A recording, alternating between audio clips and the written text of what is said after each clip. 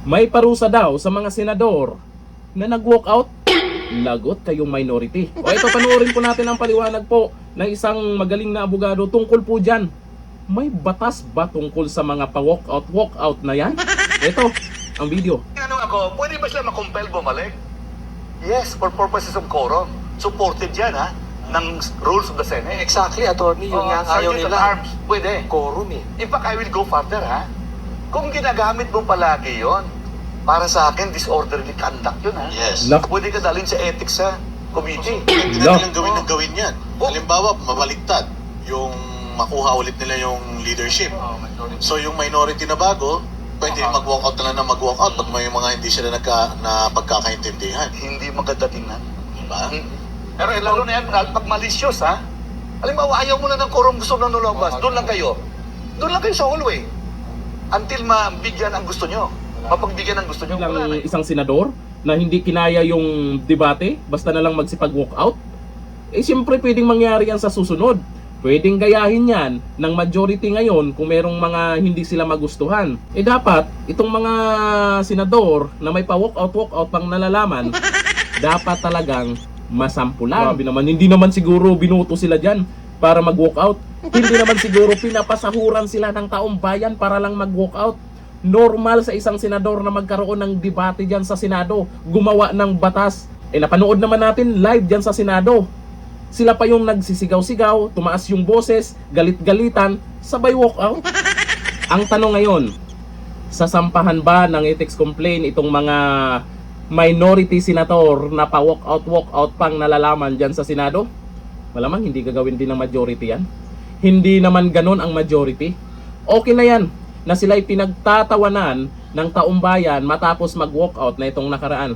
Okay na yan, at least alam ng taumbayan kung sino ang mga senador na iyakin pag hindi kaya ang debate dyan sa Senado. Okay na yan, at least alam ng taumbayan kung anong kulay ang mga senador na nasa minority ngayon. May sinasabi pa silang united daw. Di nga, baka sa susunod na mga araw may lilipat sa majority, ha. May united kayong nalalaman. Samantalang yung post ng ibang senador matapos mag-walk out, may kulang. Diba? Wala si Lito Lapid doon sa ibang post nila. Tapos sabihin nyo, united kayo. Eh baka sa mga susunod na araw ay may mga minority dyan na lilipat sa majority, ha. Kasi yan ang gusto nyo. Merong senador sa majority na lilipat sa inyo, minority. Kasi hindi nyo pa rin talaga matanggap-tanggap yung nangyari sa inyo, eh. Move on din pag may time, pag talo. Balik sa trabaho.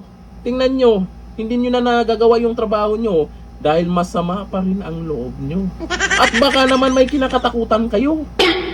Kasi sa tingin ng iba, ay baka yung ibang senador dyan sa minority, baka natatakot dito sa mangyayaring investigasyon sa Blue Ribbon Committee. Tungkol po dyan sa manumal yung flood control project. Bakit naman kayo natatakot? Hindi naman siguro kayo mababanggit dyan. Hindi naman siguro kayo... Teka, mababanggit? Pangalan? Senador?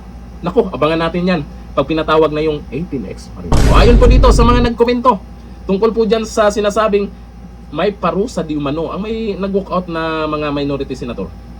Ayon dito kay Arnold Olimba, abogado dapat qualification ng senator at congressman, bawal ang di abogado, nakita natin ang resulta. O ayon dito kay Ermica 27, nakakagigil itong mga senator na nag-walk out, parang hindi professional. Sabi ni Albert Druta, dapat parusahan ang mga nag-walk out na maleta senator. Grabe naman, damay na naman ang maleta sa inyo, ha. Sabi ni Hariway, ano naman parusa nila? Andyan naman si Boy Lobender. Yun lang. Andyan si Boy Lobender, eh. Kaya malamang tama pa rin sila. Laging tama sila. Oo, kayo na. Kayo na ang may tama lagi ba? Hanggang dito lang, thank you. Bye-bye.